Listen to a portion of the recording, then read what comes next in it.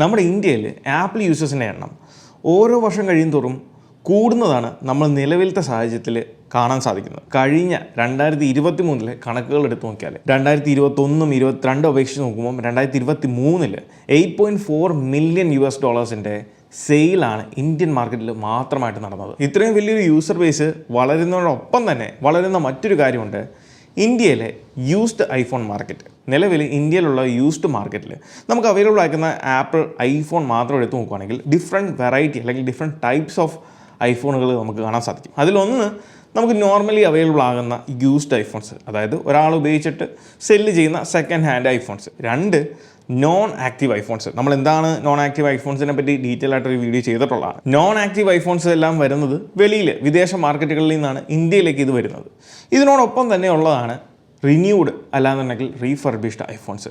Refurbished iPhones വളരെ റെയറാണ് നമുക്ക് ഇന്ത്യയിൽ ലഭിക്കുന്നത്. കാരണം നമുക്ക് ഇന്ത്യയിൽ കഴിഞ്ഞ വർഷമാണ് ആപ്പിൾ സ്വന്തമായിട്ടുള്ള ആപ്പിളിൻ്റെ 2 സ്റ്റോറുകൾ തുടങ്ങിയത്. യൂഷ്വലി നോക്കുവാണെന്നുണ്ടെങ്കിൽ ആപ്പിളിൻ്റെ സ്വന്തം സ്റ്റോറുകളിൽ ആപ്പിൾ എക്സ്ചേഞ്ച് വരുന്ന ഐഫോണുകൾ അതിൻ്റെ പ്രോബ്ലംസ് ഒക്കെ മാറ്റി അത് റീഫർബിഷ്ഡ് ആയിട്ട് സെല് ചെയ്യാറുള്ളതാണ്. പക്ഷേ ഇന്ത്യയിൽ 2 സ്റ്റോറേ ഉള്ളൂ. അതുകൊണ്ട് തന്നെ ആപ്പിൾ സ്വന്തം സൈറ്റിലൂടെ റീഫർബിഷ്ഡ് ഐഫോൺ ഇന്ത്യയിൽ സെല് ചെയ്യുന്നില്ല.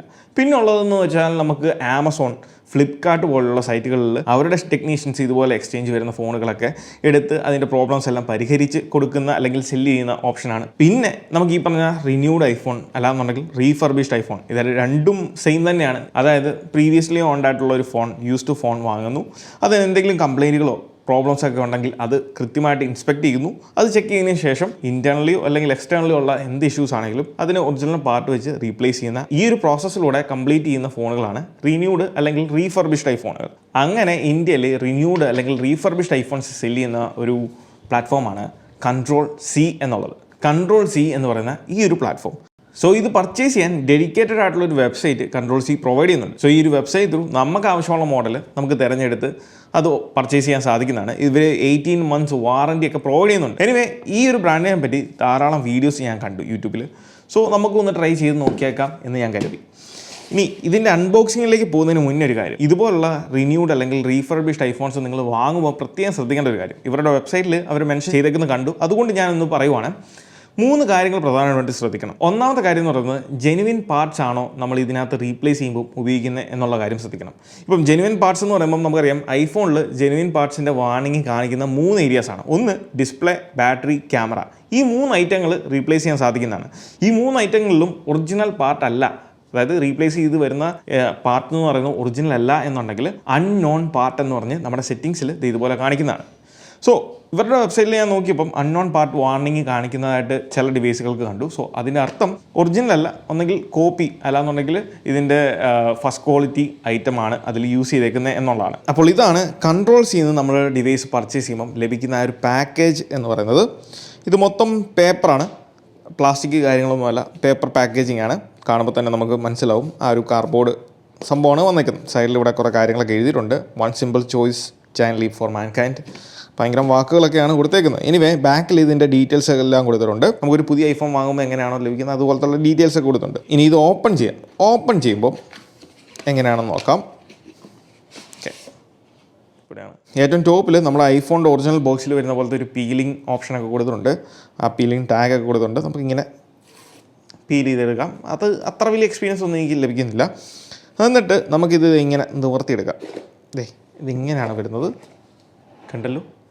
ഇതിങ്ങനെയാണ് ഐറ്റം ഓപ്പണായി വരുന്നത്. തുറന്ന് വരുന്നതൊക്കെ കാണാൻ രസമൊക്കെ ഉണ്ട്.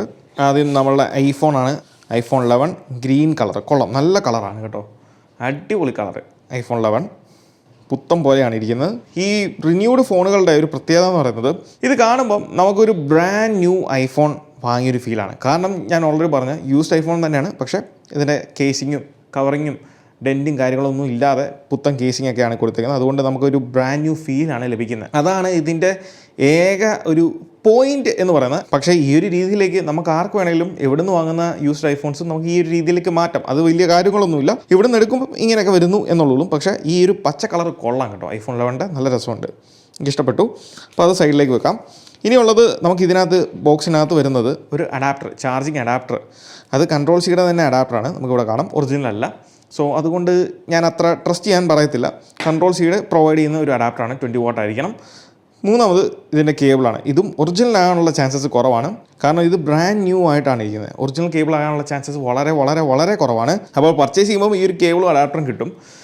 കേബിൾ പിന്നെയും കുഴപ്പമില്ല, നമുക്ക് ഏതെങ്കിലും ഡിവൈസിന് കൊടുത്ത് അല്ലെങ്കിൽ ഏതെങ്കിലും അഡാപ്റ്ററിൻ്റെ കൊടുത്ത് ചാർജ് ചെയ്യാൻ യൂസ് ചെയ്യാം. പക്ഷേ അഡാപ്റ്ററിൻ്റെ കാര്യം നമ്മൾ ഒന്ന് ചിന്തിച്ചിട്ട് മാത്രമേ യൂസ് ചെയ്യാവുള്ളൂ. ഈ ഒരു ഒറിജിനലാണോ അല്ലെങ്കിൽ MFI സർട്ടിഫൈഡ് ആണോ എന്നുള്ള കാര്യങ്ങൾ നോക്കിയിട്ട് മാത്രമേ യൂസ് ചെയ്യാവുള്ളൂ. അല്ലാത്ത പക്ഷം ആ രീതിയിലുള്ള കേബിൾസ് യൂസ് ചെയ്യുന്നതാണ് നല്ലത്. ഇനി ഏറ്റവും അവസാനം ഇതിൻ്റെ കൂട്ടത്തിൽ സിം ഇജക്ടർ ടൂളും കൊടുത്തിട്ടുണ്ട്. ഓക്കെ, ജസ്റ്റ് പിൻ ചെയ്ത് വെച്ചേക്കാണ്. അങ്ങനെയുള്ള കാര്യങ്ങളൊക്കെയാണ്. ഇത്ര ഉള്ളും, ബോക്സിനകത്ത് വലിയ കാര്യങ്ങളൊന്നും ഇല്ല. പക്ഷേ ആ ഒരു അൺബോക്സിങ് എക്സ്പീരിയൻസ് ബ്രാൻഡ് ന്യൂ ആയിട്ടൊരു ഐഫോൺ വാങ്ങുന്ന വ്യക്തിയെ സംബന്ധിച്ചോളം, കാരണം ഇതൊരു നല്ല എക്സ്പീരിയൻസ് തന്നെ ആയിരിക്കും. ഇങ്ങനെ ഓപ്പണായി വരുമ്പം ഇതിങ്ങനെ ചാടി വെളിയിലേക്ക് വരുന്നത് കാണാൻ നല്ല രസമൊക്കെ ഉണ്ടായിരിക്കും. അപ്പോൾ ഇത്ര ഉള്ളും ഇതിനകത്തെ കാര്യങ്ങളെന്ന് പറയുന്നത്. സോ നമുക്കിത് ബൂട്ടപ്പ് ചെയ്ത് നോക്കാം. നല്ല രസമുണ്ട്, ഈ ഒരു പച്ച കളറ് നല്ല രസമുണ്ട്, എനിക്ക് ഭയങ്കര ഇഷ്ടപ്പെട്ടു. ബൂട്ടപ്പായി വരുമ്പം എങ്ങനെയാണോ ഒരു ബ്രാൻഡ് ന്യൂ ഐഫോൺ നമ്മൾ സെറ്റപ്പ് ചെയ്തെടുക്കുന്നത് ആ രീതിയിലേക്ക് തന്നെ പോകും. നമ്മൾ സെറ്റപ്പ് സ്ക്രീനിലേക്ക് പോകുന്നു, നമ്മളുടെ സെറ്റപ്പ് ഡീറ്റെയിൽസ് എല്ലാം നമ്മൾ എൻ്റർ ചെയ്താൽ മാത്രമേ ഉള്ളൂ ഇത് ഫോൺ നമുക്ക് യൂസ് ചെയ്യാൻ സാധിക്കത്തുള്ളൂ. പിന്നെ ഐഫോൺ സെറ്റപ്പ് ചെയ്യുന്ന സമയത്ത് നമ്മൾ ഇമ്പോർട്ടൻ്റ് ആയിട്ടുള്ള 2 കാര്യങ്ങൾ ഈ ഒരു സെറ്റപ്പ് സ്ക്രീനിൽ തന്നെ നമുക്ക് ലഭിക്കുന്നതാണ്. അതായത് ഒന്ന്, ഫോൺ കൺട്രി ലോക്ക് ആണെന്നുണ്ടെങ്കിൽ, അതായത് ഇന്ത്യയിൽ സിം ഇട്ട് യൂസ് ചെയ്യാൻ പറ്റത്തില്ല എന്നുണ്ടെങ്കിൽ നമ്മൾ സിം ഇടുമ്പോൾ തന്നെ നമുക്ക് അതിൻ്റെ ഒരു വാർണിംഗ് കാണിക്കും.